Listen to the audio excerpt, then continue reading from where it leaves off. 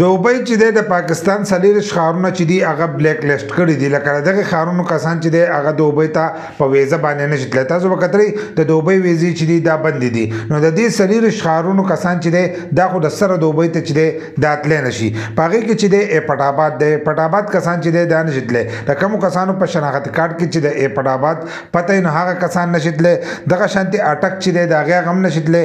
باجوړ ایجنسي چې ده د هغې کسان چې دی هغه هم نشي تللی. دغه شانتې چکوال در پاکستان دا سلور صوبونه چې دی دا کسان راغستي. دغه شانتې چکوال پکې دی، ډیره غازی خان دی، ډیره اسماعیل خان او داسې هنګو دی، هونزه، قصور، خوشاب د دې ځګي کسانو چې دی دا نشي تللی. کوټلی، کوهاټ، کورم ایجنسي، لړکانه، نواب شاه او دغه شانتې میمن ایجنسي، مظفرګړ، پاراچینار، کوټه، ساهیوال او سرګودا، شیخوپورا، سکردو، سکر د دې علاقو کسان چې دی دا نشي تللی. د کومو کسانو په شناخت کارت کې چې دا پته موجودي نو د دغه ځایونو کسان چې دی دا دوبۍ ته نشي تللی. نو دغه ځایي کسان له دا کول پکار دي چې هغه خپل شناختي کارډونه چې دي دا چینج کړي.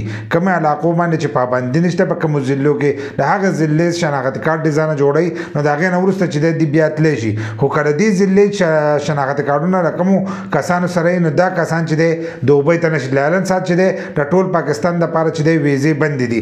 بل دا ښارونه چې دي دا بلیک لیست کړي دي. لکه دې کسان چې دی دا خو د سره نشي تللی، نه په ویزټ باندې تللی شي او نه په نورو ویزو باندې تللی شي. نو کومو کسان چې په دې ښارونو کې اوسېږي او هغې اراده ساتي چې موږ دوبۍ ته ځو نو تاسو دوبۍ ته نشئ تللی. د هغې دپاره چې دی خپله پته به مکمل چینج کوئ.